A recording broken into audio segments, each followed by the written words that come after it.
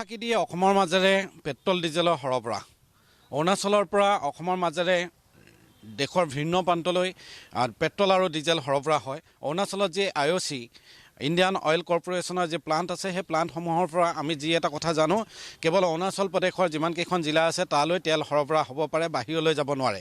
কিন্তু অৰুণাচল প্ৰদেশত যিহেতু ভেট কম বা তাত ডিজেল পেট্ৰলৰ মূল্য হ্ৰাস হৈ আছে টেক্স কম হোৱাৰ বাবে, গতিকে তাৰ পৰা কম মূল্যত এই ডিজেল আৰু পেট্ৰল ক্ৰয় কৰি অসাধু চক্ৰ এটাই বাহিৰলৈ লৈ গৈছে আৰু তাত তেওঁলোকে অধিক দৰত তেওঁলোকে বিক্ৰী কৰি ইয়াৰ এটা মুনাফা লাভ কৰা পৰিলক্ষিত হৈছে।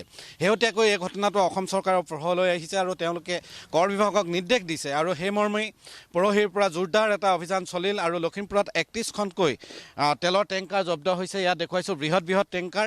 এইবিলাক টেংকাৰ ৱেষ্ট বেংগল, পশ্চিমবংগ, বিহাৰ, তেনেকৈ নাগালেণ্ড আদি বিভিন্ন ৰাজ্যলৈ এইসমূহ পৰিবহণ হৈ আছিল আৰু ইয়াত অসমে যি ভেট পাব লাগে সেই ভেট তেওঁলোকে কোনো ধৰণৰ পৰিশোধ কৰা নাছিল আৰু ৰুট ট্ৰেন্সপৰ্টেশ্যনৰ যি এটা পাৰ্মিট ল'ব লাগে কৰ বিভাগৰ পৰা সেইটোও তেওঁলোকে লোৱা নাছিল।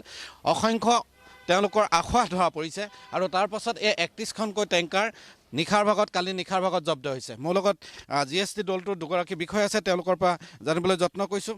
আপোনালোকে ইনপুট কেনেকৈ পালে আৰু এইটো যে এটা ভেট ফাঁকি হৈ আছে এই কথাটো কেনেধৰণে ধৰা পেলাইছে? একচুৱেলি আমাৰ অসম চৰকাৰৰ আমাৰ বিশেষকৈ ৰেভিনিউ ডিপাৰ্টমেণ্টৰ টেক্সেশ্যনৰ এখন মিটিং হৈ গৈছিল যোৱা 3 দিন আগতে আৰু অভাৰঅল যিটো আমাৰ ষ্টাডি তাতে মানে আমাৰ ডিজেলৰ যিটো পাৰ্চেজ আছে, ক্ৰয় আছে, এই বছৰত অকণমান আগৰ তুলনাত কম আছিলে। চ' তাতে এটা সন্দেহ উপজিল কিয় ক্ৰয় হৈছে, কাৰণ ডেভেলপমেণ্টটোতো আমাৰ ষ্টেটৰ বেছ ভাল হৈ গৈ আছে।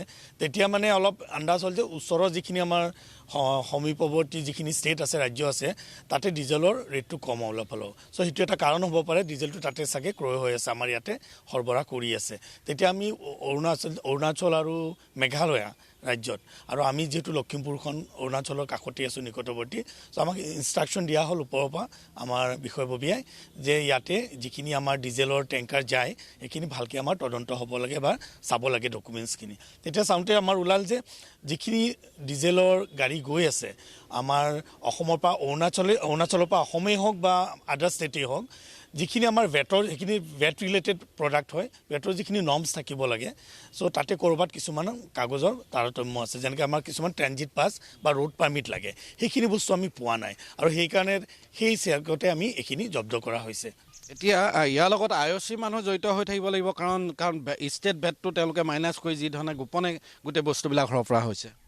এতিয়া আমি ডাইৰেক্টলি ক'ব নোৱাৰোঁ IOC ইয়াত কি ভুল আছেনে নাই। এতিয়া ভেৰিফিকেশ্যন কৰাৰ পিছতে গম পাম। আমি যিমানটো জানো, যিটো দৈমুখৰ IOCL প্লাণ্ট তাৰ পৰা নৰ্মেলি অৰুণাচলৰ যিকেইখন ডিষ্ট্ৰিক্ট তালৈ তেলটো নৰ্মেলি পঠোৱা হয়। কিন্তু এতিয়া আমি দেখা পালোঁ, যেতিয়া আমাৰ অপাৰেশ্যন চলিলে, এতিয়াত গাড়ী আমি এনেকুৱা পাইছোঁ, দৈমুখৰ পৰা আপোনাৰ ৱেষ্ট বেংগললৈ যোৱা গাড়ী পাইছোঁ, মেঘালয়লৈ যোৱা গাড়ী পাইছোঁ, ইভেন আপোনাৰ নাগালেণ্ডত যোৱা গাড়ী পাইছোঁ। তো এনেকৈ বিভিন্ন ষ্টেটত মানে যোৱা গাড়ী পালোঁ আৰু সেই গাড়ীবিলাক যিহেতু অসমৰ ভিতৰেদি পাৰ হৈ যাব, অসমৰ ভিতৰেদি যদি পাৰ হৈ যায় তেওঁলোকৰ যিটো ট্ৰানজিট পাৰ্মিট থাকিব লাগে, সেই পাৰ্মিট কিন্তু এখনো গাড়ীও আমি নাপালোঁ। তো সেইটো আমাৰ ভেট যিখন এক্ট আছে 2003, সেই এক্টৰ যিটো ছেকশ্যন আছে সেই ছেকশ্যনৰ ভায়লেশ্যনৰ কাৰণে আমি এতিয়া গাড়ীখিনি জব্দ কৰিছোঁ। তো এতিয়া আমি গোটেই গাড়ীখিনি ডিটেইলছ ভেৰিফাই কৰিম, কৰাৰ পিছত অলৰেডি আপোনালোকে আছেনে আৰক্ষী প্ৰশাসনৰ লগত জড়িত? আমাৰ এই কামটোত লখিমপুৰ ডিষ্ট্ৰিক্টৰ আৰক্ষী প্ৰশাসন জড়িত হৈ আছে, তেওঁলোকে আমাক সহায় আগবঢ়াইছে।